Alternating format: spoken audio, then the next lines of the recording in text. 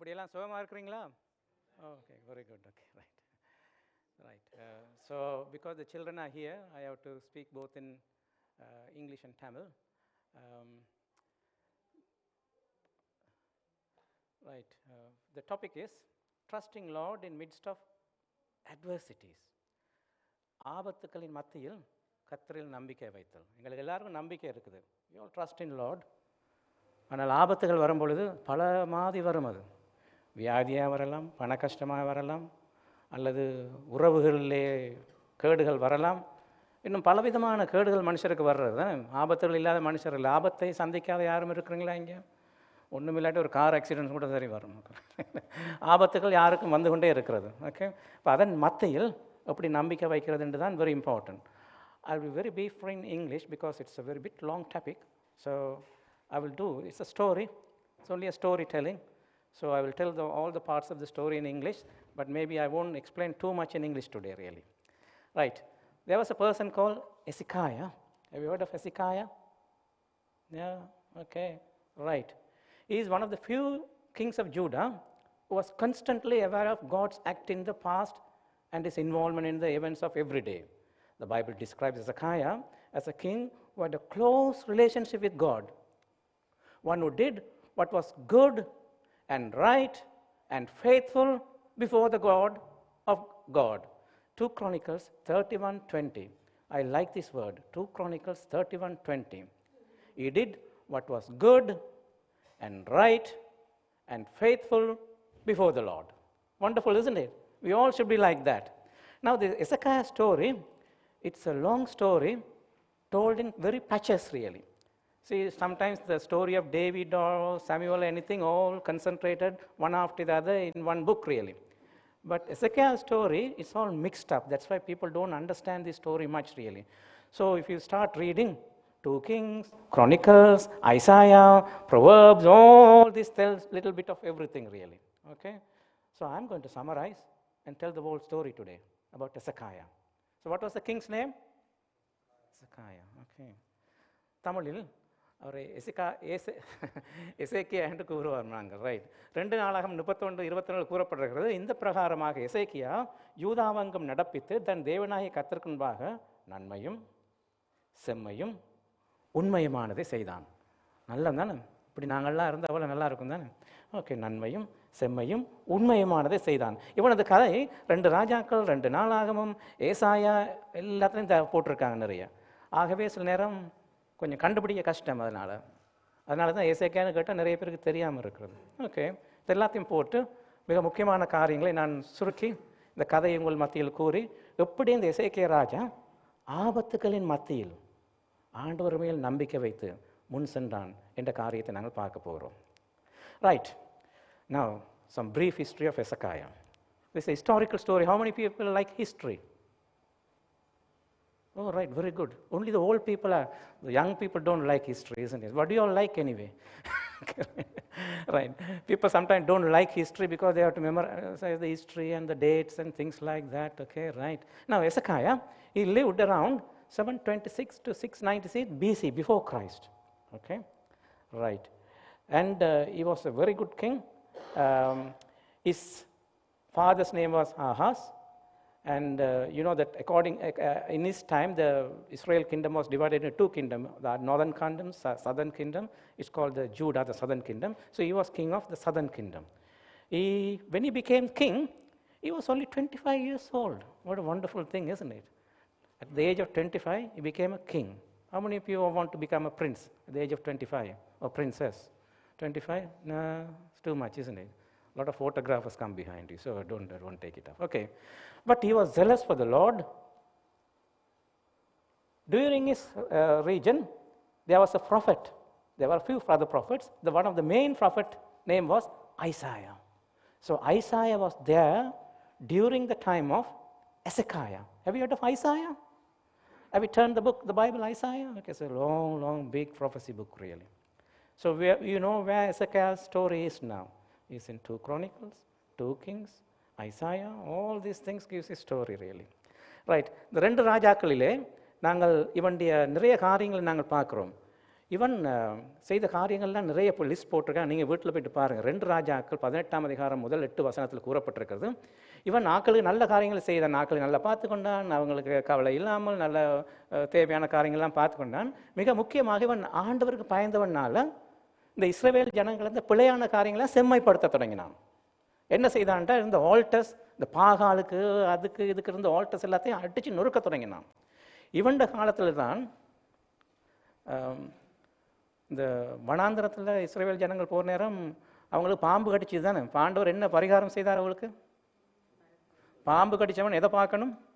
பாம்பை பார்க்கணும். அந்த நேரத்தில் இந்த ஜனங்களுக்கு என்ன செய்கிறதுனே தெரியாது. அவங்கெல்லாம் வழி தவறி போன ஜனங்கள், பாம்புனால கடிபட்டிருக்கிறாங்க. அப்போ அவங்களுக்கு ஒரு பாடத்தை கற்பிக்கணுன்றக்காண்டி நீங்கள் இதே போல் ஒரு நாளில் பாம்பு உயர்த்தப்பட்ட போல் மனுஷகுமாரன் உயர்த்தப்படுவான் என்றதை காட்டுறதுக்காண்டி பாம்பு உயர்த்தி இதை வணங்குங்க கண்டாங்க. ஜனங்கள் அதை பிடிச்சு கொண்டாங்க. இந்த மாதிரி தான் சபைகள் சில நேரம் யாரோ ஒரு வாரம் ஏதோ வந்து ஒரு கெட்ட பழக்கத்தை படித்து கொடுத்துருப்பார், அப்படியே பிடிச்சிக்கொள்வாங்க. ஏன் செய்கிறோன்னு தெரியாமல் நிறைய பேர் செய்து கொண்டே போகிறவங்களாம் இருக்கிறாங்க. இஸ்ரவேல் ஜனங்களும் அப்படி தான் செய்தாங்க. பாம்பை வணங்க தொடங்கினா. அதுக்கு ஒரு பேரும் வச்சாங்க. என்ன பேருன்னு தெரியுமா? இல்லை அதுக்கு ஒரு பேர் இருக்குது. அதற்கு நிகுஸ்தான் என்று பெயர் போட்டார். 4ஆம் வசனம், 2 ராஜாக்கள் 18ஆம் அதிகாரம் 4ஆம் வசனம். நிகுஸ்தான், மங்குஸ்தான் இல்லை, நிகுஸ்தான். Okay, right. So they were worshipping a snake. These Jewish people really. So this king came and destroyed that. இவன் வந்து நிகுஸ்தானெல்லாம் உடைச்சி போட்டான். நிகுஸ்தானாவது மங்குஸ்தானாவது, ரைட், எல்லாத்தையும் உடைச்சி போட்டுட்டு, அதுவும் அந்த காலத்தில் அது ஆண்டவர் தற்காலிகமாக ஏதோ உங்களுக்கு சொல்லிட்டாரு, நீங்கள் அதை பிடிச்சிக்கண்டு நல்ல பாம்பை வணங்கின்றீங்க தானே என்று சொல்லி அடிச்சு விட்டாச்சு. எல்லாம் நிறைய சீர்திருத்தங்கள் செய்தான். சபையில் இருக்க கூடாத காரியங்கள், கெட்ட காரியங்களை சீர்திருத்தம் செய்கிற மாதிரி அவன் நிறைய காரியங்களை இஸ்ரவேல் ஜனங்களுக்குள்ளே செய்து நல்ல காரியங்களை செய்து கொண்டிருந்தான். So he was a reformer, did lot of things for the Israel people really. Now, can something bad happen to this good man? இந்த மாதிரி நல்ல மனுஷனுக்கு ஒரு கூடாத காரியம் நடக்குமா? சரி, உங்களுக்கு எப்படி கூடாத காரியம் வருமோ தெரியாது, பல உருவங்களில் வரலாம். ஓகே, இவனுக்கு வந்த உருவத்தை பார்ப்போம் என்னண்டு. So let's see how this person got this bad thing. Okay, he was a good king, but he faced a bad situation. In 701 BC, that is before Christ, okay, he faced a crisis. The crisis came from a king called Sennacherib. What was that king's name? This is why people don't like history. We have to memorize all these names, isn't it? Okay, Sennacherib. Okay, right. So, king called Sennacherib, right? He was an emperor. He was a head of a kingdom. I'll just tell you something about this. இவனுக்கு எப்படி ஆபத்து வந்தால், இவன் கிறிஸ்துவுக்கு பின்னால், கிறிஸ்துவுக்கு முன் 701 எசேக்கியாவுக்கு வந்த ஆபத்து 2 ராஜாக்கள் 18 யூதாவின் ராஜாக எசேக்கியாவின் 14ஆம் வருஷத்திலே. அப்போ இவன் வந்து 25 வயசுல ராஜாவாயினான். இப்போ எத்தனை வயசுல அவனுக்கு ஆபத்து வந்தது? 14ஆம் வருஷத்தில். 25 14 39 வயசுல. Okay, right. 39 வயசுல ஒரு பெரிய ஆபத்து வந்தது வந்து. என்னென்றால், அசீரியா ராஜாவாகிய செனகெரிப் யூதாவில் இருக்க அரணான சகல பட்டணங்களுக்கு விரோதமாக வந்து அவளை பிடித்தான். So the king came to capture all the parts of the Judea kingdom where Hezekiah was the king. எசேக்கியா ராஜா இருந்த இடத்துல செனகெரிப் ராஜா வந்து அவன் பிடிக்க வந்தான். சரி, இதான் Sennacherib. This is Sennacherib. Okay, this is a stone cutting. You know where it is from? It is from the British Museum. How many of you have been to Holborn National Museum? Not the History Museum, National History Museum. The National Museum at Holborn, that's a big museum. It's free. If you go there, you can see these stones. இது அந்த காலத்தில், செனகெரிப் காலத்தில் அவனுக்கு ஞாபகார்த்தமாக வெட்டப்பட்ட கல். கிறிஸ்துவுக்கு முன்னாடி இது எவ்வளோ ஹிஸ்ட்ரி இருக்குது? 2700 வருஷம் ஹிஸ்ட்ரி. இது எப்படி இங்கே வந்தது பிரிட்டிஷ் மியூசியத்துக்கு? எங்கள்ட பிரிட்டிஷ் ஆக்கள் ஒரு சாம்ராஜ்யம் தானே, நிறைய இடங்களில் போய்ட்டு நல்லா ஆட்சி செய்தாங்க. அப்போ அங்கேருந்து கொஞ்சம் சாமான்கள் களவெடுத்துட்டு வந்துட்டாங்க. சரி, இப்போ அந்த மாதிரி தான் இருக்குது. நீங்கள் அங்கே போனீங்களா, அசிரியராட்ட சிங்கம் அதெல்லாம் கல்வெட்டுகள், அவன்கிட்ட கேட்டுகள். இந்தியாவில் போய்ட்டு நல்ல ஒரு பச்சை கல்லை தூக்கிட்டு வந்துட்டாங்க. இங்கே இன்னும் வச்சுருக்குறாங்க. ஏதோ நாங்கள் மியூசியத்தில் போய்ட்டு பார்த்துட்டு இருக்கிறோம். அதுக்குள்ளால் ஃப்ரீ போய்ட்டு பாருங்கள். 2700 years ago, Sennacherib, Assyrian kingdom, So he was the king of the Assyrian kingdom, not Syrian, Assyrian, AS, okay? Assyrian kingdom. Now you may be wondering, what is this Assyrian kingdom? It's not at the moment. It was there before the Babylonian kingdom. Babylonian ராஜ்யத்துக்கு முதல்ல இருந்தது தான் அசீரியர் இருக்குது. இது செனக்ரிப் ராஜாட இது. சரி. So this is the map of that.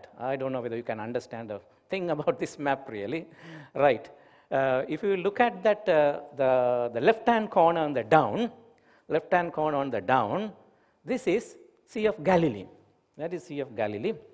And this is Israel. And when you go further, you come to Syria. And this part is Turkey. And this is Iran. This is Iraq.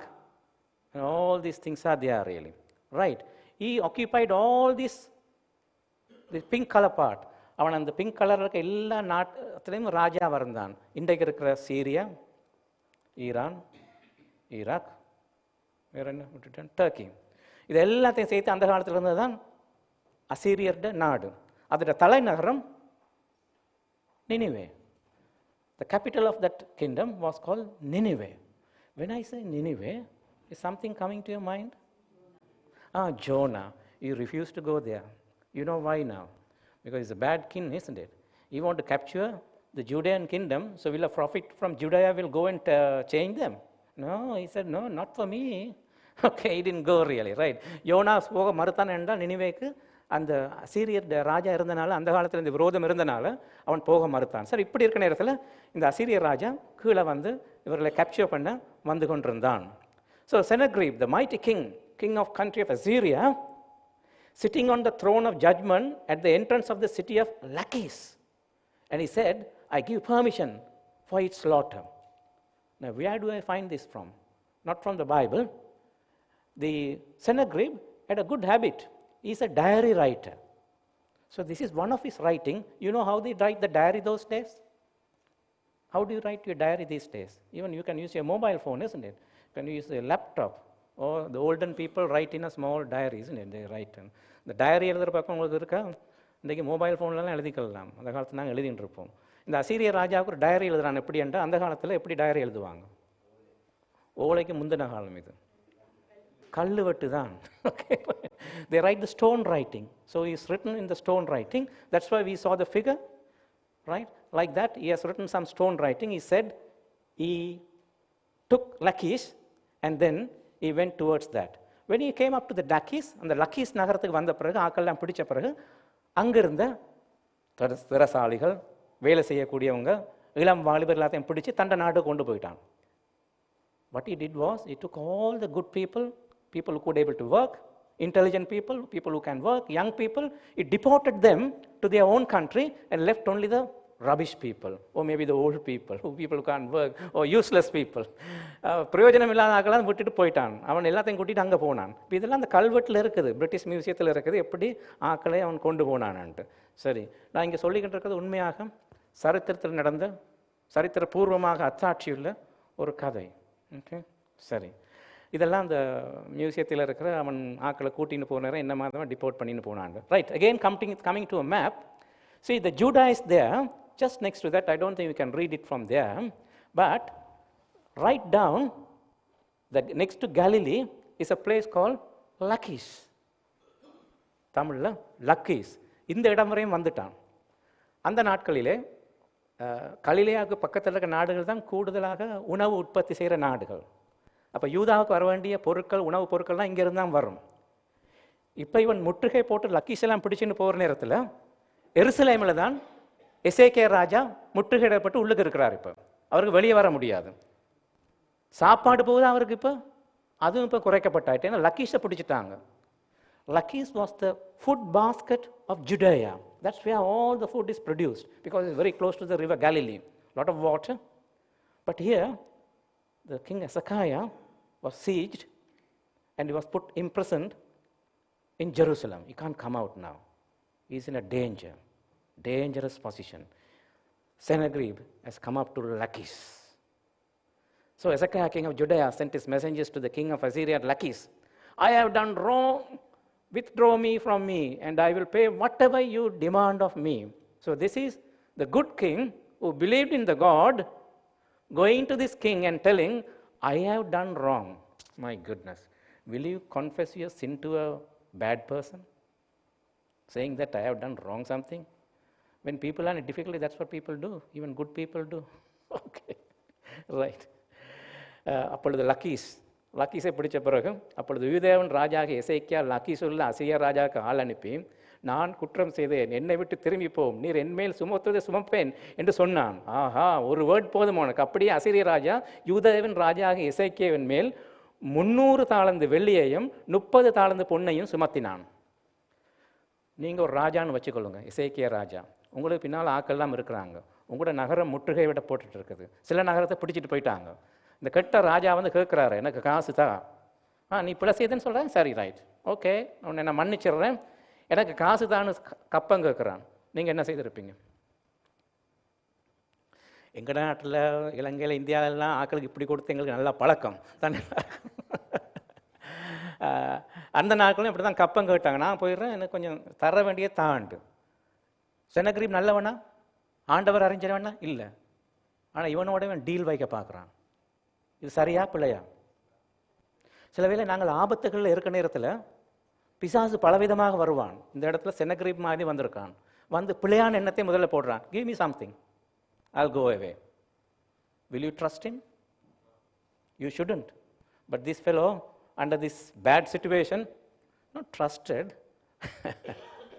but see what he did. 2 Kings 18:70. The king of Assyria sent his supreme commander, his chief officer, and the field commander with a large army to the Jerusalem and everything. Right. தப்பானவர்கள் ஒரு நாள் நம்பாதீங்க. இவன் தப்பானவன். அதனால் எசேக்கியா கர்த்தரின் ஆலயத்திலும் அவருடைய அரண்மனை பொக்கிஷங்களிலும் அகப்பட்ட எல்லா வெள்ளியையும் கொடுத்தான். அட, வீட்டில் இருந்து கொடுப்பா, உண்டு அரண்மனையிலேருந்து கொடு. சர்ச்சிலேருந்து எடுத்து கொடுக்கணுமா? இவன் டெம்பிள்ல தான் எடுத்து கொடுக்குறான். அக்காலத்திலே யூதாவின் ராஜாவாகிய எசேக்கியா கர்த்தருடைய ஆலய கதவுகளிலும் நிலைகளிலும் அழுத்திருந்த பொன் தகடுகளையும் கலட்டி அவளையும் கொடுத்துட்டான். பாருங்க, நல்ல ராஜா போன சிச்சுவேஷன். ஆபத்து நடக்கிறேன்னு ஆக்கள் தான் இப்படி தான் தவகி விழுந்து போயிடுவாங்க. எங்களுக்கும் சில நேரங்களில் சில காரியங்கள் நடக்கிற நேரம் என்ன செய்யறேன்னு தெரியாமல் ஆக்கள் காரியங்கள் செய்வாங்க. They don't know what they're doing. They're doing something wrong, but they don't know it's wrong. இதை கொடுத்தா தான் அவன் போவான். தண்ட ராஜ்யத்தில் இருக்கலாம் கொடுக்குறாங்க. சாலமோன், தாவீது கஷ்டப்பட்டு ஆண்டவருடைய கட்டளையின் படி கட்டின ஆலயத்திலேருந்து எல்லாம் சுரண்டி கிரண்டி பொண்ணெல்லாம் சுரண்டி அந்த காலத்தில் நல்ல ராஜா எசேக்கியா கொடுத்துக்கிட்டு இருக்கிறார். ஆபத்திலே கஷ்ட நேரங்களிலே ஜனங்கள் சில நேரம் என்ன செய்யறேன்னு தெரியாமல் சில காரியங்களை செய்வார்கள். கவனமாக இருக்கவும். ரைட். ஸோ யார் உங்கள் நம்பிக்கை? Then he is coming and asking these people. In 2 Kings 18:19 and 20, this king is asking, after taking all those things, still he hasn't given up. He's still been sieged. அவன் இன்னும் முற்றுகை போடப்பட்டிருக்கிறான். இன்னும் செனகிரீப் போன மாதிரி இல்லை. அவன் ஒவ்வொரு நாளும் வந்து பார்க்குறான் எசேக்கியா, இவன் இன்னும் போன மாதிரி இல்லை, காசு எடுத்துக்கிட்டு இன்னும் நிற்கிறான். அப்போ தான் இவன் கேட்குறான், செனகிரீப் ராஜா ஆள் அனுப்பி இவங்கிட்ட, the field commander said to them, tell Hezekiah, this is what the great king of Assyria says. On what are you basing this confidence of yours? எங்களை பார்த்து கேட்குற மாதிரி இருக்கு இல்லையா? On whom are you depending that you rebel against me? My goodness. இவன் ஆள் அனுப்பி கேட்குறான். செனகிரீப் காசெல்லாம் எடுத்த பிறகு ரப்சாக்கே அவரை நோக்கி, அசீரியா ராஜாவாகிய மகாராஜாவானர் உரைக்கிறதும் நீங்கள் எசேக்கியாவுக்கு சொல்ல வேண்டியது என்னவென்றால், நீ நம்பி இருக்கிற இந்த நம்பிக்கை என்ன? யுத்தத்துக்கு மந்திர ஆலோசனையும் வல்லமை உண்டு நீ சொல்லுகிறாயே, அது வாய்ப்பே சென்று வேறில்லை. நீ என்னை விரோதிக்கும்படி யார் மேல் நம்பிக்கையாயிருக்கிறாய்? கேட்டானே ஒரு கேள்வி. இது எசேக்கியாட நம்பிக்கையை ஷேக் பண்ற மாதிரி இருக்கு. எசேக்கியா shaking. Okay, it's like shaking Hezekiah. Hey, what kind of faith you have? On whom are you having your faith? சில நேரம் நாங்களும் கஷ்டங்களும் துன்பங்கள் படுற நேரம் ஆக்கள் கேட்கலாம், என்ன இன்னும் இந்த மோட்டுத்தனமாக சர்ச் பைபிள் ஜெபம். There are certain things இந்த உலகத்தில் இருக்கு, இதை செய்து அது முடிச்சுது, நீ என்ன இதுக்கு பின்னால் நான் போய்கிட்டு இருக்கிறான்? இப்படி ஆக்கள் பார்த்து கேட்கலாம். சில நேரம் நாங்கள் கூட இங்கால அங்கால இருந்தாலும் வெளியே போயிட்டு வேறு மாதிரி செய்து கொள்வோம். எங்களுக்கு தெரிஞ்ச மெத்தடில். அப்படி நிறைய பேர் செய்கிறது உண்டு. பைபிள் உண்டு சொல்லலாம், ஆனால் எங்களுக்கு ஏதோ சரியமாக செய்யலாம். யார் மேல் நம்பிக்கை வைத்திருக்கிறீங்க? அவன் கேட்குறான், செனக்ரீவ், நீ என்ன இன்னும் நம்பிக்கை வச்சுக்கொண்டிருக்க? யார் மேலே வச்சுருக்கா? உன்னால் முடியுமா என்னிலிருந்து காப்பாற்றி போட்டு போக? இந்த பிரச்சனை நீ வெளிவர முடியுமா அப்படி கேட்குறான். பயப்படாமல் கேட்குறான். இசைக்காக்கு என்ன நடந்தது? எனக்கு கதை நல்லா போகுதா? என்ன தூக்கமாக யாரும் இல்லை? ஓகே, நல்லா கதை கேட்பீங்க தான் நீங்கள். ஓகே ரைட், இப்போ கதை போய்கிட்டு இருக்குது. இப்போ இப்படி கேட்டுட்டாங்க, என்ன செய்கிறேன்னு தெரியாமல் இருக்குது. சரி, இப்போ நீங்கள் இசைக்கையாக வந்து என்ன செய்திருப்பீங்க? இப்போ நீங்கள் உள்ள காசுலாம் கொடுத்தாச்சு, சுரண்டி சேர்ச்சிலெல்லாம் சுரண்டி கொடுத்துட்டோம். இப்போ ஒன்றும் இல்லை, கொடுக்குறதுக்கு ஒன்றும் இல்லை, காசெல்லாம் இல்லை. இப்போ வந்து கேட்குறான், எங்கே உங்களோட நம்பிக்கை? இப்போ எல்லாம் போச்சு தானே, என்ன வர்றீங்களா வெளியே? அல்ல நான் வந்து உங்களை பிடிக்கட்டுமான்னு கேட்குறான். என்ன செய்வீங்க நீங்கள்? எசேக்கியா ஆபத்து எப்படி வந்ததுன்னு பாருங்க, எப்படி வந்ததுன்னு. சரி, எசேக்கியா என்ன செய்தான்னு பார்ப்போம். எசேக்கியா என்ன? Right, he did a thing. Those days when there is war going on, they send messages to the friendly kings to come and help them to attack these people really. அந்த காலத்தில் ராஜாக்கள் யுத்தம் நடக்கும் பொழுது இன்னொரு ராஜாவுக்கு செய்தி அனுப்பி தங்களுக்கு உதவி செய்யுமாறு பார்ப்பாங்க. அந்த காலத்தில் இன்னொரு பெரிய ராஜ்யம் எகிப்து ராஜ்யம். ஆகவே 18ஆம் அதிகாரம் 21ஆம் வசனம் பார்க்கலாம். அவனுக்கு எகிப்துக்கு ஆள் அனுப்புகிறான். இது இவனுக்கு தெரிஞ்சிட்டுது. செனக்ரீப் அவன் சொல்கிறான், இதோ நெறிந்த நாணல் கோணாலே அந்த எகிப்தை நம்புகிறாயா? முதல்ல கேட்டால் யாரை நம்புகிறான்னு, அவனை நம்புகிறாயா? இப்போ அதன் மேல் ஒருவன் சாய்ந்தால் அதன் உள்ளங்கையில் பட்டு உருவி போகும். எகிப்தின் ராஜாவாகிய பார்வோன் தன்னை நம்புகிற யாவருக்கும் இப்படித்தான் பண்ணி எகிப்திட்ட போனியா என்று கேட்குறான். சரி, அவன் செய்தது சரியா பிள்ளையா? எசேக்கியா செய்தது சரியா பிள்ளையா? நீங்கள் அதை பற்றி யோசித்துக்கிட்டு இருக்க நேரம் இந்த ராஜாவை பற்றி பார்ப்போம். The name of the king, the Egyptian king, is called Tiraka. What is that? Tiraka, right, Tiraka, right. So this is Tiraka. Tiraka is from Egypt. The pharaohs, you know, they wear something called, you know, the hat and everything. There are some black pharaohs who ruled Egypt.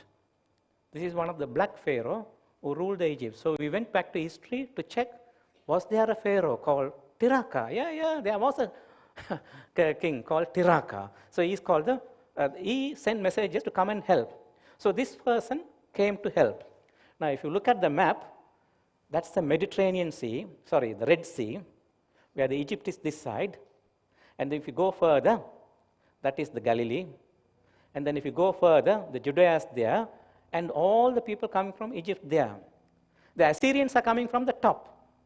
So they are meeting in a place for the war. You know that place called? இப்போ யுத்தம் நடக்க போகிறது, எகிப்துக்கு ஆள் அனுப்புகிறான். திராக்கா வாரான், சரி உதவி செய்வோம், பழைய நண்பன் தானே உதவி செய்வோன்ட்டு வர்றான். வந்து இந்த இந்த மார்க்கமாக வந்து மேலே போயிட்டு அங்கே சந்திக்கும்படியாக ஒரு இடத்துல கூடுறாங்க. இந்த இடத்துல தான் எல்லா யுத்தமும் நடந்திருக்குது. சாவீதுன்ற யுத்தங்கள், பழைய ஏற்பாட்டில் பழைய யுத்தங்கள், இந்த இடத்துல எகிப்துக்கும் அசிரியருக்கும் யுத்தம் எல்லாம் நடந்தது. இந்த இடத்துக்கு ஒரு பேர் இருக்குது. என்ன பேர்னு தெரியுமா? மெகாக். It's called Magog. You know the last war before the coming of the second coming of the Jesus Christ? The final war is also going to happen here. கடைசியாக இயேசு கிறிஸ்து வரும் பொழுதும் ஆமகடன் என்ற இடத்துல தான் கடைசி யுத்தமும் நடக்க போகிறதான். ஆமகடன் என்ற நேம் எப்படி வந்ததா? மெகாக். மெகாக், மெகாடன். அந்த இடத்துலேருந்து வந்த பேர் தான் அதோட இந்த ஜூவிஷ் நேம் ஆமகடன் என்ற யுத்தத்திற்கு பேர். இடத்துல பேர் மெகாக். இந்த மெகாக்ல நடக்கிற யுத்தம் தான் ஆமகடன். இப்போ கடைசி யுத்தம் இங்கே தான் நடக்குது, இந்த யுத்தம் இங்கே தான் நடக்குது. Right, who won the war? டிராக்கா ஓ Sennacherib? You want Sennacherib to win, isn't it? Okay, you are correct. Sennacherib won. Okay, இந்த இடத்துல செனக்ரீப் தான் வெத்திட்டான். இவன் இஸ்ரவேலை எகிப்தை நம்பி இருந்தான், எகிப்து கையை விட்டுட்டாங்க. அவன் செய்து சரி, ஒரு ராஜா கிட்ட இன்னொரு ராஜா, அந்த காலத்தில் யுத்த தர்மங்கள் அதுதான். ரைட், இவன் போயிட்டு எகிப்தை நம்பி இருந்தான், எகிப்து போயிட்டு கை விட்டுட்டு. எங்களோட வாழ்க்கையிலும் கஷ்டங்கள், துன்பங்கள், ஆபத்துகள் வார நேரம் நாங்கள் சில நேரம் எகிப்துக்கிட்ட போகிறது உண்டு. த வேர்ல்டு பீப்புள் அவங்க நன்மை தான் செய்ய பார்ப்பாங்க. உங்களுக்கு எத்தனை கிறிஸ்தவர்கள் அல்லாத நல்ல நண்பர்கள் இருக்கிறாங்க. அவங்ககிட்ட போனால் சில நண்பர்கள் செய்வாங்க, நல்லா செய்வாங்க. இப்போ அவன் நன்மை செய்ய தான் வந்தான் தானே, ஆனால் அவனால் முடியாமல் போயிட்டுது. சில பேர் நன்மை செய்வாங்க, ஆனால் எல்லாரும் எந்த நேரமும் நன்மை செய்வாங்கன்ட்டு இல்லை. சில நேரம் நன்மை செய்வாங்க, சில நேரம் நன்மை செய்ய மாட்டாங்க. நாங்களும் போகிறது உண்டு. நண்பர்கள் இருக்கலாம், ஆனால் இவன் போனான் கிறிஸ்தவன் அல்லாதவர்கிட்ட அல்லது ஆண்டவர் அறியாதவர்கிட்ட அவன் ட்ரை பண்ணான், கிடைக்க இல்லை. ஓகே, கிடைக்க இல்லை. நாங்கள் எங்களுக்கு ஆபத்துகள் வார நேரம் 2 விதமான இடத்துக்கு போகலாம். ஒன்று எகிப்துக்கிட்ட போகலாம், இன்னொன்று ஆண்டவரை அறிந்தவர் இடத்தில் போகலாம். இவன் போயிருக்க வேண்டிய இடம், அந்த இடத்துல ஆண்டவரின் ஊழியக்காரனாகிய ஏசாயாவிடம் போயிருக்க வேண்டும். ஏசாயா தான் ஆண்டவருடைய செய்தியை ஜனங்களுக்கு அறிவிக்கும் ஒரு தீர்க்கதரிசியாக ஆண்டவரால் அனுப்பப்பட்ட மனுஷனாக இருந்தான். அந்த காலத்தில் இந்த தீர்க்கதரிசி இவன் போயிருக்கவன் தீர்க்கதரிசி ஏசாயா கிட்ட போனானா? இல்லை. உங்களுக்கு நல்ல கிறிஸ்தவ நண்பர்கள் இருக்கிறாங்களா? பிரச்சனைகள் ஆபத்துகள் வர நேரம் போயிட்டு அவங்ககிட்ட சொல்லி பிரச்சனையை சொல்லி பிரச்சனையை தீர்க்க இருக்கிறாங்களா? கட்டாயம் இருக்கணும். நாங்களாம் நல்ல மற்ற நண்பர்கள் வச்சுருப்போம். அவங்கள்ட்ட காசு கேட்போம், அல்லது காசு திருப்பி கொடுப்போம், அவங்களோட வீடுகளுக்கு போவோம், சாப்பிடுவோம், அவங்களோட நல்லா இருப்போம், இப்போ நிறைய இதை பகிர்ந்து கொள்வோம். கிறிஸ்டியன்ஸோடு அவ்வளோ நல்லா இருக்க மாட்டோம். ஏன்னா அவங்க போய்ட்டு சொன்னால் அவன் போய்ட்டு மற்றவங்ககிட்ட சொல்லுவான், இவங்ககிட்ட சொல்ல யாரை நம்பினாலும் கிறிஸ்டியன்ஸை நம்பிடாதீங்க, அவங்ககிட்ட பெரிய மோசமான ஆக்கள் அவங்ககிட்ட. அப்போ அவங்க நிறைய பேர் வச்சுருக்க விரும்ப மாட்டாங்க. ஓகே, சில கிறிஸ்தவர்கள் நடந்து கொள்வதும் அப்படி தான் இருக்கும். ஆகவே ஆனால் கிறிஸ்தவ என்ன சொல்லுகிறது என்றால், எங்களுக்கு நல்ல கிறிஸ்தவ ஆலோசனை கூடத்தக்கவர்கள் இருக்க வேண்டும். இப்படி எல்லாரும் இருக்க மாட்டாங்க. ஆகவே நீங்கள் நல்ல ஆக்களை தெரிந்து செய்து இப்படியாக வைத்திருக்க வேண்டும். இவர்கள் மூலமாகத்தான் சில வேளை ஆண்டவர் உங்களுக்கு உதவி செய்யலாம். எகிப்துக்கு திராக்கா கிட்ட போகிறதும் ஏசாயா கிட்ட போகிறதும் உங்களோட கையில் இருக்குது. ஓகே, அப்போ திராக்கா கிட்ட போன்ற அவனுக்கு உதவி கிடைக்க இல்லை, செய்ய பார்த்தா கிடைக்க இல்லை. அவன் ஏசாயா கிட்ட போயிருக்கணும். சரி, அவன் போக இல்லை. சரி, ஏசாயா கிட்ட போனால் தான் வெரி இம்பார்ட்டன்ட். நாங்கள் அவங்ககிட்ட போகிறதுக்கு முதல்ல இன்னொரு காரியத்தையும் பார்ப்போம். சரி, இவன் இந்த ஏசாயா being an intelligent king, he tried all the other methods. He used his brain. Now, what else I can do to safeguard my people? I was sieged. Sennacherib is just outside my fort. I am Jerusalem here. I have no food now. In that situation, what is the most essential thing you need in that city? Water. இவன் முற்றுகையிடப்பட்டிருக்கிறான், உணவு கூட கிடைக்காமல் இருக்கிறது. ஆக்களை பாதுகாக்க மிக முக்கியமாக தேவைப்படும் ஒரு காரியம் என்னவென்றால் தண்ணீர். அவங்களுக்கு பாதுகாப்பும் தேவை. ஆகவே இவன் அந்த சென்னகரிப் வர்றதுக்கு முதல்ல என்ன செய்கிறான் என்றால், அதுக்கு முதல்ல எருசலேமை சுற்றி முதல் முறையாக ஒரு சுவரை கட்டுகிறான். அதுவரைக்கும் இருந்த சுவரெல்லாம் தேவ ஆலயத்தை சுற்றி தான், the temple. There was a wall surrounding the temple. They never had a wall surrounding the city of Jerusalem. So Hezekiah was the first king to build a wall surrounding the Jerusalem city, especially to safeguard the city from Sennacherib. இது நல்ல காரியமா கூடாத காரியமா? நல்ல காரியம் செய்கிறான். ஆனால் அந்த வால் அவனை பாதுகாக்க முடிஞ்சதா? முள்ளுக்கு தான் அகப்பட்டு கிடைக்கிறான். Okay, right. Next thing, they wanted water. So he built a wall and then he built a tunnel. In Jerusalem, there's only one water supply. From a spring, the water comes and flows, goes as a small river and go to another pond. You know what that stream is called? எருசலேமின் தண்ணி வர்ற இடத்துல ஒரே ஒரு இடத்துல தான் எருசலேமுக்கு தண்ணி வரும். கலிலேயெல்லாம் தண்ணி இருக்குது, அது வேறு. எருசலேம் சிட்டிக்குள்ளே தண்ணி வர்றதுக்கு ஒரே ஒரு இடம் தான். அந்த இடத்துல தான் தண்ணி ஊற்றாக வந்து அப்படியே வளைந்து ஒரு சின்ன ஒரு இதாக போய் கடைசியில் ஒரு குளத்தில் போய்ட்டு முடியும். அந்த ஊற்றோட பேர் என்னன்னு தெரியுமா? Do you know what's that thing is? Okay, right. It's mentioned in the Old Testament surrounding the city of Eden. There are 4 rivers. This is one of them. So Eden, starting from Jerusalem going up to Iran, is a big city, Eden. Okay, so this is called Gihon. ஊற்று, right? இப்போ எருசலேமில் இருக்க ஒரே தண்ணி supply, the only water supply to Jerusalem comes from Gihon. Gihon. கீஹோன் நீரூற்றில் தான் தண்ணி வரும். அது அப்படியே வழிந்து கீழே வந்து, எருசலேம் ஒரு மலை பிரதேசம், அங்கேருந்து மலை பிரதேசம் நீங்கள் பார்த்துருங்களா, அப் கண்ட்ரியில் போனால் அந்த நீரூற்று வந்து வாட்டர் ஃபால் தண்ணியெல்லாம் வரும். அது மாதிரி தான் இது ஒரு தண்ணி வந்து அப்படி கீழே வந்து ஒரு கீழே ஒரு நிலத்தில் ஒரு பொண்டுக்குள்ளே போய்ட்டு முடியும். அந்த பொண்டோட பேர் என்ன? சீலோவாம் குளம்னு கேள்விப்பட்டிருக்கீங்களா? இயேசுவான ஒருத்தர் அனுப்பினார், ரைட். இப்போ சீலோவாமில் தண்ணி எல்லாம் இல்லை. என்ன நடந்தது என்றால், this king thought this water shouldn't get wasted. When we've been sieged, we need the water inside. So he made a tunnel from Gihon cut the tunnel, put all the water, diverted the tunnel towards the city, inside the city. Master brain engineering. My goodness. அவன் ஒரு சிறந்த ஒரு இன்ஜினியராக இருந்து okay ஆக்களை பாவித்து அந்த கீவோண்டில் இருக்க தண்ணி எல்லாத்தையும் வேஸ்ட்டாக போகாமல் அதை ஒரு டனல் மாதிரி கட்டி அதை உடைச்சி கையால் கட்டி வந்து அப்படியே உள்ளுக்கு போட்டான். இந்த டனலுக்குள்ளே இப்போவும் நடக்கலாம். சரி, எத்தனை பேர் எசேக்கியாவோட வாலை பார்த்துருக்கீங்க ஜெருசலத்தில்? டனலுக்குள்ளே போக நீங்கள் காசு கட்டி தான் போகணும், ஆனால் வாலை பார்க்கலாம். நீங்கள் பார்த்துருக்கீங்களா? நீங்கள் பார்க்காட்டி ஜெருசலமுக்கு சரியாக போகலன்னு அர்த்தம். ஜெருசலம் அடுத்த முறை போகிற நேரம் போயிட்டு பாருங்கள். ரைட், இந்த ஜூயிஷ் குவார்ட்டர்ஸில் நடந்து போகிற நேரத்தில் நீங்கள் பார்க்கலாம் இந்த எருசலேம் எசேக்கியாவோட வால்டு ஒரு பார்ட் நீங்கள் இருக்கலாம். சரி, போகாதவங்க பார்த்துக்கொள்ளுங்க. இதுதான் இந்த வால். இந்த பக்கத்தில் இருக்க இந்த பாகம் தான் எசேக்கியாஸ் வால்ண்டு. இப்போ இருக்க ரெம்னன்ட் இப்போல்லாம் நிறைய உடைச்சி போட்டுட்டாங்க. இப்போ ஜெருசலேமை சுற்றி இப்போ இருக்க வால்லாம் இந்த 800 வருஷத்துக்கு முதல்ல கட்டினது, எங்களோட சுல்தான்கள் கட்டினது, டர்க்கி கிங்ஸ் கட்டினது. பழைய வால்ஸ் இல்லை, இதுதான் பழைய வால். The Ezekiah கட்டினது, Ezekiah கட்டினது is the oldest part. This is like an architectural thing. It's still there, archaeological thing. Okay, in the Jewish quarters we can see the old wall of Ezekiah, and even the tunnel you can see. These are all the good things they did for the city to safeguard the people. Nothing wrong in that. இவன் செய்ததெல்லாம் நல்ல காரியம், இதெல்லாம் குறையில்லை. இப்போ நீங்கள் கூட கஷ்டங்கள் துன்பங்கள் வரும் காலத்தில் உங்களுக்கு உதவி செய்கிறதுக்காண்டி பலவிதமான திட்டங்கள் வைத்திருக்கலாம். நல்லா படித்து, நல்ல வேலைக்கு போய், நல்லா சம்பாதித்து, நல்ல காசை சேமித்து, வீட்டை கட்டி, வீட்டை வைத்து எல்லா பிளான்ஸையும் வச்சுருக்கலாம், எசேக்கியா செய்தது போல். ஆனால் என்னுடைய சகோதரி நான் சொல்கிறேன், நேரம் வரும் சில வேளைகளில் இவைகளில் ஒன்றுமே சில வேளை உங்களுக்கு உதவி செய்யாது.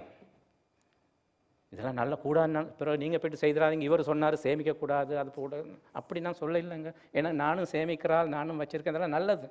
ஆனால் தருணங்கள் வரும் சில நேரங்களில் இது ஒன்று கூட உதவி செய்யாது. எசேக்கியாவுக்கு அதுதான் நடந்தது. டனலை கட்டினான், தண்ணி உள்ளுக்கு இருக்குது, அதை வச்சு என்ன செய்ய? அவன் வாலை கட்டினா இவன் கிட்ட வந்திருக்கான், இப்போ வாலெல்லாம் உடைச்சிட்டு வர போகிறான். அதை செய்தான் இதை செய்தான். எருசலேமுக்கு அங்கே எகிப்துக்கு போனான், ஒன்றுமே உதவி இல்லை. கடைசியாக தான் யார்கிட்ட வாரான்? ஏசாயா கிட்ட வாரான். இந்த நிறைய கிறிஸ்டியன்ஸும் இப்படித்தான், பிரச்சனைகள் வரும்போது அங்கெங்கெல்லாம் போயிடுவாங்க, அவங்ககிட்ட இவங்ககிட்ட இதெல்லாம் போயிட்டு கடைசியாக தான் இங்கே வருவாங்க. Sometimes too late too late சில காரியங்களை செய்து முடிக்கிறதுக்கு. But nothing is too late in God's hand.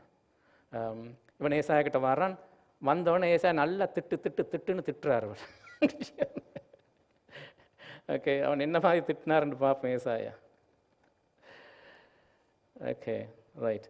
திட்டலாம் கேட்க ஆசையா அவங்களுக்கு? நான் உங்களை திட்ட இல்லை, இது உண்மையாக கதையை சொல்லிகிட்டு இருக்கிறேன். ஓகே, நான் உங்களை ஒன்றும் சொல்லலப்பா. Right, okay. ஏசாயா 30 உண்டு. ஏசாயா 30 உண்டு. So when he came to Isaiah first warned him. Why didn't you come to me first place? You went to Egypt, you tried all your own methods. Why did you come to me first?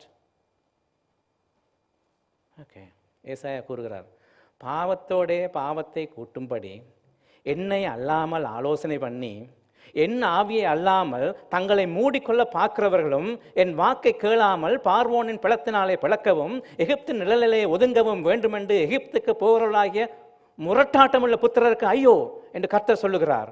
பார்வோனுடைய plain உங்களுக்கு வெட்கமாகவும் எகிப்தின் நிலநாட்டத்துக்கும் உங்கள் இச்சைகளுக்கும் இருக்கும். எகிப்துகிட்ட போனான் ஆண்டவரை விட்டுட்டு என்று கேட்குறாரு. இதுக்காக வந்து அந்த ஆண்டவர்கிட்ட ஊழியர்கிட்ட போகாதீங்க, போனோன்னா திட்டுவாங்க அவங்க.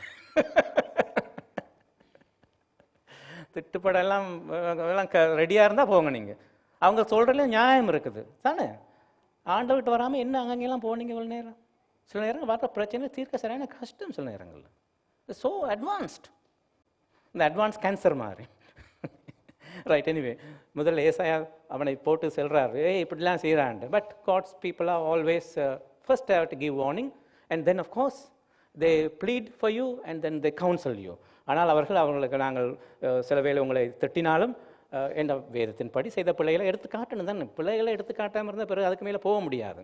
அதுக்கு பிறகு then he is telling, now we'll pray for the Lord, and then he is giving all the advice and thing happening really. Right, then things haven't solved. இன்னும் பிரச்சனை தீர இல்லை. கதை கேட்டுருக்கீங்களா எல்லாரும்? ஓகே, இன்னும் பிரச்சனை தீர இல்லை, இன்னும் நடந்துகின்ற காரியங்கள்லாம் இன்னும் பிரச்சனை தீர இல்லை. இப்போ செனக்ரிப் இன்னொன்று பாவிக்கிறான், இன்னொரு tactics. Right, is using another tactics Sennacherib. Right, is sending and asking this thing. இதோ எத்தியோப்பிய ராஜாகிய தீராக்கா உம்மோடு யுத்தம் பண்ண புறப்பட்டான் என்று சொல்ல கேள்விப்பட்டேன். அப்பொழுது அவன் திரும்ப இசைக்காலத்தில் சாணத்தை அனுப்பி, நீங்கள் யூதாவின் ராஜாவாகிய இசைவுக்கு சொல்ல வேண்டியது என்னவென்றால், எருசலேம் அசரியா ராஜாவின் கையில் ஒப்புக் கொடுக்கப்படுவதில்லை என்று நீ நம்பியிருக்கிற தேவன் உன்னை எத்த ஒட்டாதே. நீ நம்பியிருக்கிற உன் தேவன் உன்னை எத்த ஒட்டாதே. இந்த தமிழ் எனக்கும் விளங்க இல்லை, உங்களுக்கு விளங்குச்சா? இது பழைய காலத்து Tamil. What does then in English says is, Sennacherib sending message and asking, don't get deceived by your Lord. Your God can deceive you. This is what Sennacherib said. உங்கள் தேவன் உங்களை ஏமாற்றாமல் இருக்கும்படி நீங்க பார்த்துக்கொள்ளுங்க. தேவன் ஏமாற்றுவாரா? சென்னகிரிப் என்ன சொல்றான்? ப்ராக்டிக்கலா பாருங்கப்பா, நீங்க செய்யறதெல்லாம் செய்துட்டீங்க தானே, நன்மை இருக்கா உங்களுக்கு? இன்னும் கொஞ்ச நாள் நான் அடிக்க போடுறேன், அதுக்கு முதல் வாரீங்களா இல்லையா கேட்குறான். நீங்கள் என்ன இன்னும் நம்பி இருக்கீங்க? இதில் ஒரு கேட்கணும், யார் மேல் நம்பிக்கையை வச்சுருக்கீங்க? இப்போ கேட்குறான், நீங்கள் நம்பியிருக்க கடவுள் உங்களை ஏமாற்றுவார். சில நேரங்களில் சில ஆக்கள் போகிற கஷ்டங்கள், துன்பங்கள், பிரச்சனைகள் கூட போகிறோம், அப்படி தான் தெரியும் ஆக்களுக்கும். நானும் ட்ரை பண்ணாத இடம் இல்லை, ஜெபிக்காத ஜெபம் இல்லை, போகாத இடம் இல்லை, வேண்டாத இடம் இல்லை, காத்திருந்த நாட்கள் அநேகம், ஒன்றுமே நடக்குதில்லை. கர்த்தர் ஏமாட்டுகிறாரா? இந்த சந்தேகம் ஆக்களுக்குள்ளே சில நேரம் வர தொடங்கும். ஓகே, அப்படி நாங்கள் கேட்காட்டியும் ஒரு மாதிரி உள்ளுக்குள்ளே யோசித்துக்கொள்வோம், இன்னும் நடக்காமல் இருக்க என்ன, இஸ் சம்திங் ராங் என்ற கேள்வி கேட்கலாம். செனகிரியும் அப்படி போட்டுன்னு போகிறான். ஓகே, இந்த நேரங்களில் so what happen to the people? All this happening, the people got trapped inside. You know what they did? Kept all the mouth shut, didn't talk anything. இதெல்லாம் நடந்து கொண்டிருக்க நேரம் ஜனங்கள் என்ன செய்தாங்கண்டா, 18ஆம் அதிகாரம் 36ஆம் வசனத்தில், ஆனாலும் ஜனங்கள் அவனுக்கு ஒரு வார்த்தையும் பிரதியுத்தரமாக சொல்லாமல் மௌனமாக இருந்தார்கள். அவனுக்கு மறு உத்தரவு சொல்ல வேண்டாம் என்று ராஜாவும் கட்டளையிட்டிருந்தான். இந்த ஆபத்துகள் பிரச்சனை நடக்கிறேன்னு ஆக்கள் பலவிதமாக ரியாக்ட் பண்ணுவாங்க. ஒரு விதமான ரியாக்ஷன் என்னென்றால், ஒரு விதமான ஆக்கள் நடந்து கொள்கிற விதம் என்னவென்றால், திடீர்னு குவாய்ட்டாக போயிடுவாங்க, சைலண்ட்டாக போயிடுவாங்க. இது நல்லதா கூடாதா?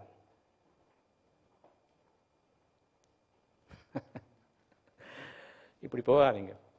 This is a sign of depression. டிப்ரெஷன்னா தெரியுமா? ஆக்கள் இந்த மன சோர்வு அடைந்து, when people are depressed, sometimes they don't talk, they become so quiet, they don't communicate, they go to a side. இவங்க ஒரு பக்கமாக இருந்து மௌனமாக இருந்துட்டாங்க, ஒன்றுமே பேசாமல். ஓகே, கேட்குதா? Okay, right.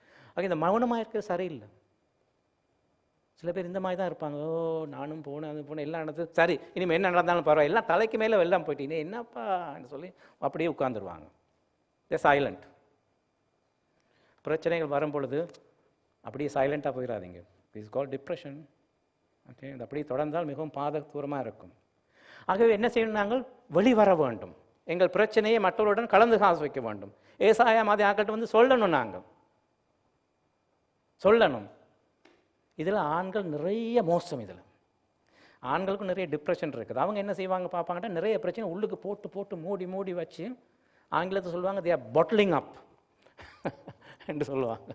ஓகே, உள்ளுக்கு போட்டு எல்லாத்தையும் போட்டு அடக்கி வச்சுன்னு இருப்பாங்க, வெளியே வரமாட்டாங்க. பெண்கள் இதால் ஓரளவு இதில் பரவாயில்லை, பிரச்சனையில் சொல்லி அழுதுகளுது ஏதோ செய்திருவாங்க. ஆண்கள் நிறைய நேரத்தில் லேசில் அழமாட்டாங்க, அதுக்குள்ளால் எல்லாத்தையும் உள்ளுக்கு போட்டு அடக்கி வச்சுக்கொள்வாங்க, which is a bad thing. அப்படியே தொடர்ந்திருந்தால் இந்த பிரச்சனை மேல் பிரச்சனைகள் வரும் பொழுது the people get into depression. இதுதான் டிப்ரெஷனுக்கு காரணம், மனசோர்வுக்கு. பிரச்சனை அடுத்து அடுத்து அடுத்து இந்த இசை கேட்க வந்த மாதிரி ஆக்களும் நிறைய பேர் போயிட்டாங்க டிப்ரெஷன். அப்போ இதுக்கு என்ன செய்யலாம்? இப்போ கதை இன்னொரு பாகத்தில் போகுதானே, இது என்ன மாதிரி கதைன்னு இப்போ உங்களுக்கு விளங்குதா? இதில் ஐயோ பெரிய பயங்கரமான, you understand the story? Okay, let's see what's happening next really. So the Assyrian threat was there. Then he went to Isaiah again. இப்போ ஏசாயா கிட்ட வந்து இஸ் எக்ஸ்பிரஸிங் himself. அவன் ஏசாயா கிட்ட வந்து தன் காரியங்கள்லாம் சொல்கிறான், இப்படியெல்லாம் இருக்குன்ட்டு. அப்பொழுது ஏசாயா ஆண்டவரிடம் சம்பாதித்து விட்டு அவன் நேசாய அவனுக்கு சொல்கிறான், ஆகையால் கர்த்தர் அசீரிய ராஜாவை குறித்து இந்த நகரத்துக்குள் பிரவேசிப்பதில்லை, இதன் மேல் அம்பு எய்வதில்லை, இதன் முன் கேடகத்துக்கள் வருவதும் இல்லை, இதற்கு எதிராக கொத்தளம் போடுவதும் இல்லை. இவன் இந்த நகரத்துக்குள் பிரவேசியாமல் தான் வந்த வழியாய் திரும்புவான். என் நிமித்தமும் என் தாசனாகிய தாவீதின் நிமித்தமும் நான் இந்த நகரத்தை ரட்சிக்கும்படிக்கு அதற்கு ஆதரவாயிருப்பேன் என்று கர்த்தர் உரைக்கிறார் என்று சொல்லி அனுப்பினான். இப்போ ஏசாயா அவர் ப்ராமிஸ் கொடுக்கிறார். Isaiah is giving some promises. Now wait, now you come to Lord, you came late, doesn't matter, you all whatever it is, you have come to the Lord. Now God is giving you the promise. He won't touch you, He won't take control of the Jerusalem, He will go away. So these are all the promises Isaiah is giving to Hezekiah. What will you do with the promises? இந்த வாக்குத்தத்தங்களை எடுத்துக்கொண்டு நீங்கள் என்ன செய்வீங்க? சரி, இன்னும் கொஞ்சம் வாக்குத்தத்தங்களை பார்ப்போம். இன்னும் சொல்லின்னு போகிறார். 19ஆம் அதிகாரம் 6ஆம் வசனம் 7ஆம் வசனம். அப்பொழுது ஏசாயா அவர்கள் நோக்கி, அசீர் ராஜன் ஊழியக்காரன் என்னை தூசியதென்று கேட்டது வார்த்தையிலும் பயப்படாது. இதோ ஒரு செய்தியை கேட்டு தன் தேசத்தை திரும்புவதற்கான ஆவியை நான் அவனுக்குள் அனுப்பி அவனை அவன் தேசத்தில் பட்டயத்தால் விழ பண்ணுவேன் என்று கர்த்தர் உரைக்கிறார். மை குட்னஸ், ப்ராமிஸுக்கு மேலே ப்ராமிஸாக அடுத்தா வந்துகிட்டே இருக்குது. இன்னும் 2-3 ப்ராமிஸை பார்ப்போம். இது 2 நாளாகவும் 37:2. So another promise in 2 Chronicles 32:7 it says, நீங்கள் திடன் கொண்டு தைரியமாயிருங்கள், அசீரியா ராஜாவுக்கும் அவனோடு இருக்கிற ஏராளமான கூட்டத்துக்கும் பயப்படாமலும் கலங்காமலும் இருங்கள். அவனோடு இருக்கிறவர்களை பார்க்கிலும் நம்மோடு இருக்கிறவர்கள் அதிகம். Promise, right. இன்னும் 2-3 ப்ராமிஸை கொடுக்குறாரு. 19ஆம் அதிகாரம் 4ஆம் வசனம். ஜீவன்ல தேவனை நிந்திக்கும்படி அசீரியா ராஜாவுக்கு தன் ஆண்டவனால் அனுப்பப்பட்ட ரபேக்கா சொன்ன வார்த்தைகள் தான் உன் தேவனாய கர்த்தர் கேட்டிருக்கார். உன் தேவனாய கர்த்தர் கேட்டிருக்கிற வார்த்தை நிமித்தம் தண்டனை செய்வார். ஆகையால் இன்னும் மீதியாக இருக்கிறதுக்காக விண்ணப்பம் செய்வீராக என்று எசேக்கியாவுக்கு சொல்ல சொன்னான். ரைட். இப்போ நாங்கள் ஆண்டவர்கிட்ட விண்ணப்பம் செய்கிறதுக்கு போகிறதுக்கு முதல்ல இந்த மாதிரி ஆண்டவர்கிட்ட ப்ராமிஸ் நிறைய வச்சிருக்கிறார் பைபிளில். ப்ராமிசஸ் இருக்கா இல்லையா? எங்களுக்கு கஷ்டங்களின் மத்தியில் துன்பங்கள் மத்தியில் ஆண்டவர் என்ன செய்ய முடியும், என்ன செய்வார் என்பது குறித்து வாக்குத்தத்தங்கள் இருக்கிறதா இல்லையா? எல்லாம் இருக்கிறது. இதை வச்சுக்கிட்டு நீங்கள் என்ன செய்வீங்க? நீங்கள் இப்போ எசேக்கியாவுக்கு வாக்குத்தத்தங்கள் நிறைய வந்துட்டுது. சும்மா விசுவாசத்துக்கு மாத்திரம் இருந்தால் காணாது தானே. அவர் என்ன செய்கிறாருன்னா, நீ இதெல்லாத்தையும் எடுத்துக்கிட்டு போயிட்டு விண்ணப்பம் செய்யணும்னு சொல்கிறார். அடுத்ததாக சரி, நான் கிட்டத்தட்ட ஒரு மிச்சம் ஒரு வயது சென்ற ஒரு 80-85 வயசான ஒரு ஆள் நல்ல டிப்ரெஷன்லேருந்து இப்போ தான் வந்திருக்கிறாரு. அவர் சரியான டிப்ரெஷன் இருந்து வந்திருக்காரு. வெளியே வந்துட்டார். அப்போ அவர்கிட்ட போய்ட்டு நான் நல்ல கிறிஸ்டியன், சர்ச்லலாம் நிறைய ஆக்டிவ் மெம்பர், நிறைய ஊழியங்கள்லாம் செய்கிறவர். இப்போ அவர்கிட்ட போய் நான் கேட்டுட்டு இருந்தேன், ஐயா எப்படி நீங்கள் எப்படி இருக்கீங்க எல்லாம் கேட்டு சும்மா கேட்டேன், எப்படி நீங்கள் இந்த டிப்ரெஷன்லேருந்து வெளியே வந்தீங்கன்ட்டு. இப்போ அவர் சொன்னார், ஆண்டவரை நிறைய வாக்குத்தத்தங்களை கொடுத்தா, நான் ஜெபிக்க நேரம் மற்றவங்க மூலமாக எல்லாத்தையும் நான் எழுதி வச்சுக்கிட்டேன். எழுதி வச்சுன்னு ஒவ்வொரு நாளும் ஜெபம் பண்ண நேரம் இந்த வாக்குத்தத்தை சொல்லி சொல்லி நான் ஜெபிப்பேன். ஆண்டவரை எப்படி சொன்னீரேன் என்னை காப்பாற்றேன், என்னை எடுத்துவான்னு சொன்னார். அது அவருக்கு மிகவும் உதவியாக இருந்து வெளியே வந்துட்டாரான் டிப்ரெஷனில் இருந்து. சரி, ஆண்டவர் கொடுத்த வாக்குத்தத்தங்கள் என்ன செய்யணும்? நாங்கள் விண்ணப்பம் செய்ய வேண்டும். சும்மா வச்சு நான் ஆண்டவர் வாக்குத்தத்தம் கொடுத்துட்டாருன்னு சும்மா இருந்தீங்கன்னா அவ்வளவுதான். எவ்வளோ நாள் விண்ணப்பம் செய்யணும்? அந்த மனுஷன் டிப்ரெஷன் வெளியே 2-3 வருஷம் ஆச்சு. உங்களுக்கு எவ்வளோ நாளாகவும் எனக்கு தெரியாது. அப்படி இருந்துச்சுண்டா. ஆனால் நாங்கள் தொடர்ந்து நாங்கள் செய்ய வேண்டும். ஏன்னா ஆபத்துகள் எல்லாருக்கும் வரும். ஆண்டவர் கொடுத்த வாக்குத்தத்தங்களை நாங்கள் பிடித்து கொண்டு நாங்கள் தொடர்ந்து ஜெபம் பண்ண வேண்டும். சரி, இப்போ கதையில் நாங்கள் வந்துட்டோம். முக்கியமான கட்டங்களுக்கு நாங்கள் வந்து கொண்டிருக்கிறோம். இன்னும் செனகிரீப் வெளியே தான்ப்பா இருக்கிறோம். வாக்குத்தத்தம் இருக்குது, ஏசாயா இருக்கிறாரு, எல்லாம் இருக்குது. ஆனால் செனகிரீபோ இன்னும் வெளியே தான் நிற்கிறான், பார்த்து கொண்டு இருக்கிறான், எப்படா பிடிக்கலாம்ன்று. சரி, என்ன நடக்குது பார்ப்போம். என்ன நடக்குதுன்னு பார்ப்போம்.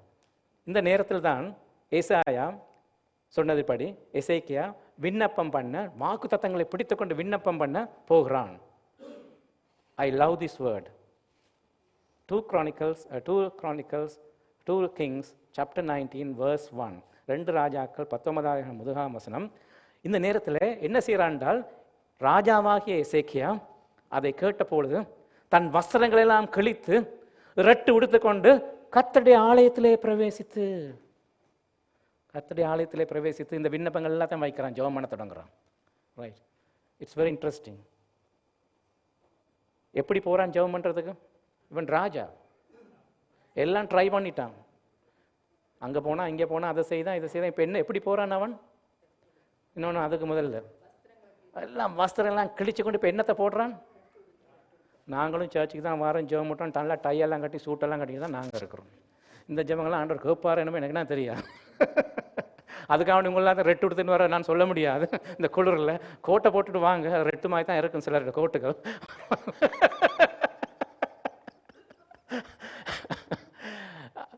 ஆனால் இதில் என்ன இருக்குன்றால், இவன் ஆண்டோடைய சமூகத்தில் வரும் பொழுது தன்னை ஒன்றுக்குமே ஒரு பிரயோஜனமற்றவன். ஆண்டவர் நான் எல்லாம் ட்ரை பண்ணிட்டேன் ஆண்டவர், எந்த பிரெயினின் படி, எந்த மெத்தடின் படி, எந்த முறைமையின் படி, நான் நம்பியிருக்கிறபடி ஒன்றுமே நடக்கல ஆண்டவரே, என்னால் முடியாத ஆண்டவரே, நான் ஒன்றுமில்லை என்று காட்டுறதுக்காக என்ன செய்கிறான்னா, தன்னை எல்லாம் கிழிச்சு கொண்டு, அந்த காலத்தில் தன்னை தாழ்த்துகிறவர்கள் இந்த ஆட்டு மாடுகள் போடுற ரெட்டை தங்களுக்கு போட்டுக்கொள்வாங்களாம், வஸ்திரங்களை ரெட்டு அதை போட்டுன்னு வருவான். இவன் சொல்கிறான் தான் லைக் அ டாக்,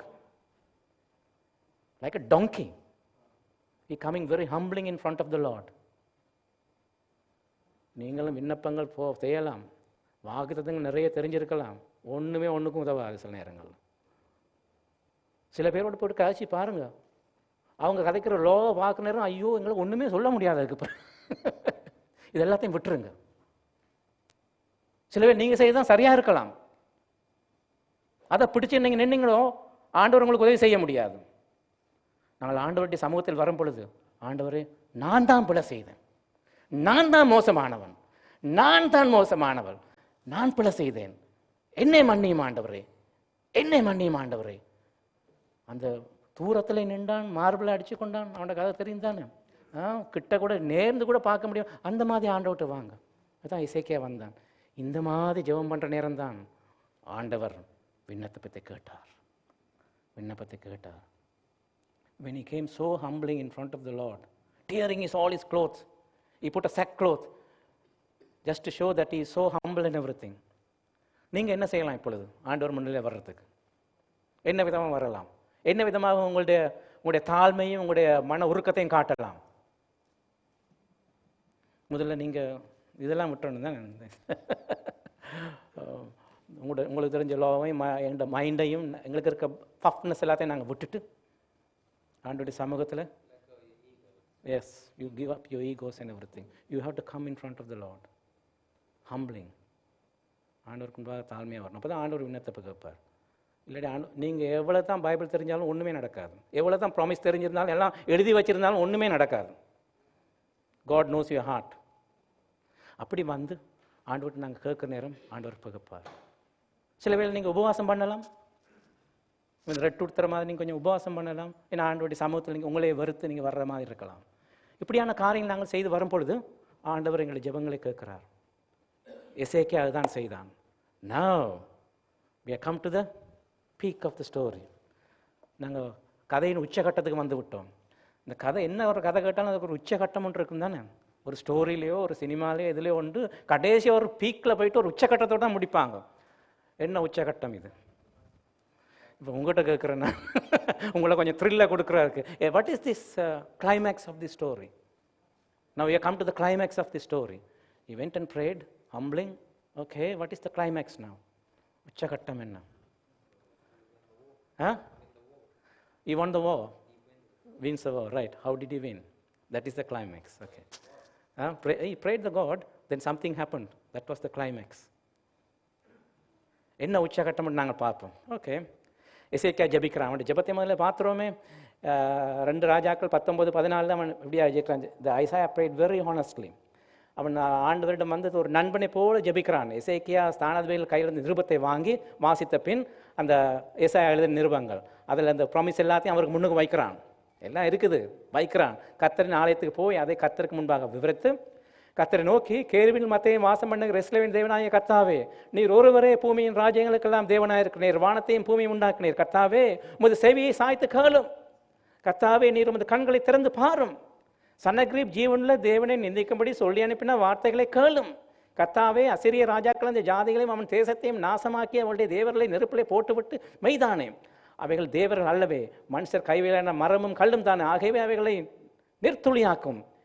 இப்பொழுதும் எங்கள் தேவனாய கர்த்தாவே, நீர் ஒருவரே தேவனாய கர்த்தர் என்று பூவின் ராஜாக்களை எல்லாம் அறியும்படி அவர்களை அவன் கைகளுக்கு ரட்சியம் என்று விண்ணப்பம் பண்ணான். அவன் ஹானஸ்டாக ஆண்டவர் ஒரு ஃப்ரெண்டாக பார்த்து அவருடைய மடியிலே இருந்து ஜெபம் பண்ணுகிறான். நாங்கள் இந்த விதமாக ஜெபம் பண்ண தெரியணும்.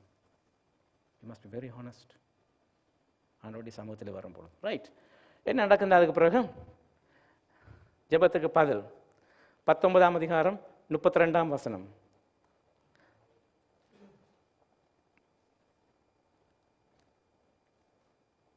சரி, 19ஆம் அதிகாரம் 35ஆம் வசனம், 36ஆம் வசனம். அன்று ராத்திரியிலே சம்பவித்தது என்னவென்றால், கர்த்தருடைய தூதன் புறப்பட்டு அசீரியரின் பாளையத்தில் 185,000 பேர்களை சங்கரித்தான். அதிகாலமே எழுந்திருக்கும் பொழுது இதோ அவர்கள் எல்லாரும் செத்த பிரேதங்களாய் கிடந்தார்கள். அப்பொழுது அசீரிய ராஜாவாகிய சனகரிப் பிரயாணப்பட்டு திரும்பி போய் நினிவேயிலே இருந்து விட்டான். You know what happened that night? The climax of the story is that night, the angel of the Lord, how many angels? Only one angel. Angel of the Lord went out and put to death 185,000. You know how to count 185,000? How many notes are there? 3 notes. 185 and 3 notes. 185,000. 185,000 ஆக்களை ஒரே ராத்திரியில் எத்தனை தேவதூதன்? ஆண்டவரே போகல, ஒரு தேவதூதன் தான் அனுப்பினார். அவன் போயிட்டு ஒரு ராத்திரியில் ஒரே நேரத்தில் எத்தனை பேரை கொண்டான்? 185,000 பேர். This is the climax. நீங்கள் எந்த படத்துலையும் இப்படி பார்த்துருக்க மாட்டீங்க. எங்களோட கதாநாயகர்லாம் ஒரு வாழை வச்சுட்டு 10 பேரோட சண்டை பிடிப்பாங்க, 15 பேர். இது ஒரு தேவதன் 185,000 பேரோட. இந்த ஃபைட் எங்கேயாவது பார்த்துருக்கீங்களா நீங்கள்? அடிச்சு ஒரு திஸ் இஸ் த கிளைமேக்ஸ். இதுதான் இந்த உச்சகட்டம் படத்திட, இந்த கதையிட. ஒரு ராத்திரியில் இந்த ஒரு ராத்திரியில் இதை வச்சுட்டு நான் ஒரு பிரசங்கமே பண்ணிடலாம். அன்று ராத்திரியிலே சம்பவித்தது என்னவென்றால், கர்த்தருடைய தூதன் புறப்பட்டு 185,000 அந்த அசீரியர்களை கொண்டான். இது எந்த ராத்திரியிலே? எசேக்கியா தன்னால் முடிந்தெல்லாம் ட்ரை பண்ண அந்த ராத்திரியிலே, எகிப்துக்கு போன அந்த ராத்திரியிலே ஃபெயிலியர். அரண்மனைக்கு சுற்றி ஒரு இதை கட்டினான், அரண்மனை மதிலை கட்டினான், ஃபெயில் பண்ணான் அந்த ராத்திரியிலே. டனலை போட்டான், அந்த ராத்திரிலையும் ஃபெயில் பண்ணிட்டான். எகிப்துக்கு போனான், அந்த ராத்திரிலையும் ஃபெயில் பண்ணிட்டான். ஏசாயிடம் வந்த பொழுது ஆண்டவருடைய சமூகத்துக்கு போன அந்த ராத்திரியிலே இந்த உச்சகட்டம் நடந்தது. இந்த ராத்திரியில் கூட நீங்கள் உட்கார்ந்துருக்கலாம். இந்த விதமான ஒரு பிரச்சனை கூட, அல்லது என்ன பிரச்சனை எனக்கு தெரியாது, உங்களுக்கு தெரியும், ஆண்டவருக்கு தெரியும். நீங்கள் உட்கார்ந்துருக்கலாம். ஆண்டவர் உங்களுக்கு உதவி செய்வாரா? உதவி செய்ய முடியுமா? இன்றிரவு நடக்க முடியுமா? நீங்கள் நம்பினால்.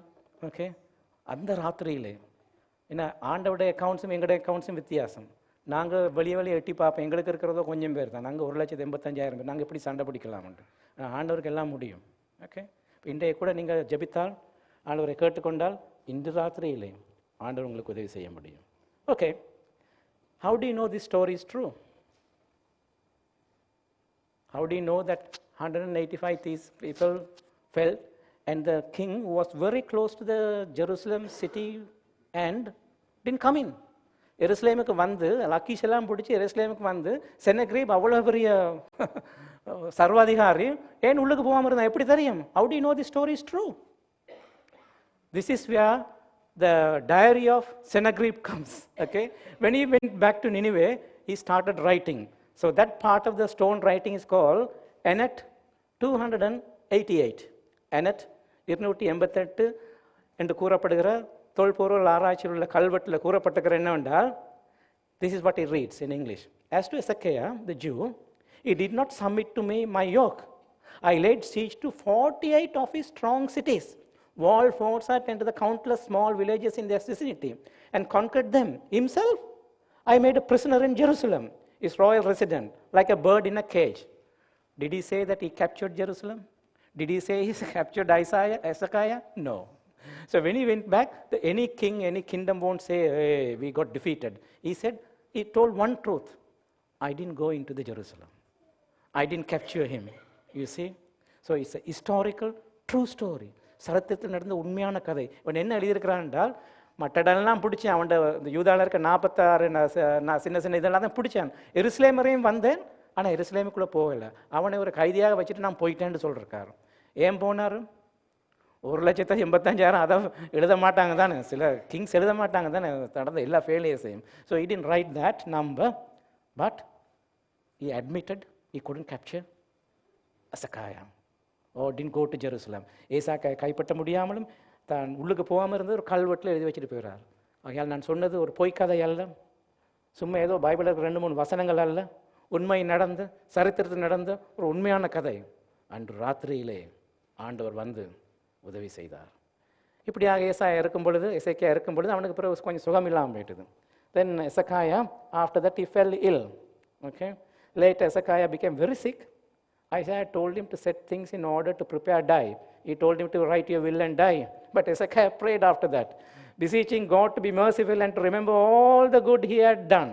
Before Isaiah had even left the king's house, God told Isaiah to tell Hezekiah that his prayer had been heard and that his life would be extended 15 years more. எசேக்கியாவுக்கு திரும்ப சுகவீனம் நடந்தது. இப்போ இவன் எகிப்து டைம் போகல, வேற எங்கேயும் போகல, நேரம் எங்கே வாரன்? ஏசாயா கிட்ட. ஏசாயா முதல்ல சொல்லிட்டாரு, சரி உண்ட கடைசி வில்ல எழுதி வச்சு சத்து போவாப்பான்ட்டு. சில நேரம் இந்த என்னோட ஊழியக்காரன் இப்படி தான் சொல்லுவாங்க சார். ஆனால் அவர் உண்மையாக எசேக்கியா விட்டாரா? இல்லை இல்லை இல்லை, எனக்கு தெரியும் என்ற ஆண்டவர் என்ன கைவிட இல்லை. நீர் நல்லா ஜெபித்து சொல்லணும்னு சொன்ன, திரும்ப அவன் வீட்டிலிருந்து வெளியே போகிறமே ஆண்டவர் திரும்ப ஏசாயாவோட பேசுகிறார். இன்னும் இவருக்கு நான் உதவி செய்ய போகிறேன்னு சொல்லி இப்போ எசேக்கியாவுக்கு இன்னொரு 15 வருஷத்தை கொடுக்குறார். இன்னும் உயிர் வாழ்ந்து அதுக்கப்புறம் நடக்க வேண்டியெல்லாம் பார்த்துட்டு திரும்பாரு. சார் நாங்கள் எல்லாரும் சாவும் தான், எங்களுக்கு வியாதிகள் வரும். ஆனால் ஆண்டவர்ன்ட்டு நாங்கள் போகும் பொழுது கடந்த காலங்கள் உதவி செய்த ஆண்டவர் இன்றைய தினமும் இன்று இரவும் உங்களுக்கு உதவி செய்ய முடியும். ரைட், நான் கடைசியாக பேசி முடிக்க முன்னதாக இந்த சொல்லி முடிக்கிறேன். The Psalm 46 is written during this time by the Jewish people, probably by King Hezekiah as well. இந்த 46ஆம் சங்கீதம் இந்த விதமாக இந்த யுத்தம் நடக்கும் காலத்திலே இருந்த யூதர்கள் மூலமும் சில வேளை எசேக்கியா மூலமாகவும் இந்த சங்கீதம் எழுதப்பட்டிருக்கலாம். சங்கீதம் 46 இப்படியாக போகிறது. அதில் எல்லாத்தையும் நான் வாசிக்க இல்லை. தேவன் நமக்கு அடைக்கலமும் பெலனும் ஆபத்து காலத்தில் அனுகூலமான துணையுமானவர். ஆகையால் பூமி நிலை மாறினாலும் மலைகள் நடுச்சமத்தலத்தை சாய்ந்து போனாலும் அதன் ஜடங்கள் கொந்தளித்து பொங்கி அதன் பெருக்கினாலும் பர்வதங்கள் அழிந்தாலும் நாம் பயப்படுவோம். நீங்கள் அமர்ந்திருந்து நானே தேவன் என்று அறிந்து கொள்ளுங்கள். ஜாதிகளே உயர்ந்திருப்பேன், பூமியிலே உயர்ந்திருப்பேன். சேனைகளின் கர்த்தர் நம்மோடு இருக்கிறார். யாக்கோபின் தேவன் நமக்கு உயர்ந்த அடைக்கலமானவர். சரி, நாங்கள் முடிக்க போகிறோம். இன்றைய தினம் எத்தனை பேர் நினைக்கிறீங்க இன்றைய சமூகத்தில் ஆண்டோட சந்நிதியில் நானும் ஜெபிக்க போகிறேன் எசேக்கியா மாதிரி? எத்தனை பேருக்கு ஜெப தேவைகள் இருக்குது? எத்தனை பேருக்கு அவன் ஜெபிக்கணும்னு நினைக்கிறேன் நான்? உங்களோட சுகவீனமோ, உங்களுடைய ஆபத்தான ஒரு காலமோ, ஒரு பலவீனமோ, ஒரு நிலைமை, நீங்கள் உண்மையாக இதுக்கு ஆண்டு விட்டு ஜெபிக்கணும்னு நீங்கள் இருக்கு. எத்தனை பேருக்கு அந்த ஜெபங்கள் தேவை இன்றைய தினம்? Okay, very good. ஓகே, நாங்கள் ஜெபிப்போம். எசேக்கியாவுக்கு உதவி செய்த ஆண்டவரே, இன்றிரவு இந்த ஜனங்களையும் தொட்டருளும் ஆண்டவரே. அவருடைய தேவை என்னவென்று அவர்களுக்கு தெரியும், உமக்கு தெரியும் ஆண்டவரே. நாங்கள் எங்களை வெறுமையாக்கி எங்களை தாழ்த்தி எங்களால் ஒன்றுமே முடியாத ஆண்டவரே. உம்முடைய இரக்கம் தேவை, உம்முடைய கிருபை தேவை என்று உடைய பாதத்தின்றை வருகிறோம் ஆண்டவரே. இப்படியாக கேட்கும் ஜனங்களின் தொட்டருளும், ஆசீர்வதித்தருளும். அவர்களுக்கு ஏதாவது சுகவீனங்கள் இருந்தால் அதை என்னை சுகப்படுத்தும் ஆண்டவரே. இன்று அவர்களோடு பேசியறலும், அவர்களை பிளப்படுத்தி இங்கிருந்து அவர்களை ஆசீர்வதித்து அனுப்பியறலும். எல்லாவற்றையும் இயேசு கிறிஸ்துவின் நாமத்தில் கேட்டுக்கொள்கிறோம்.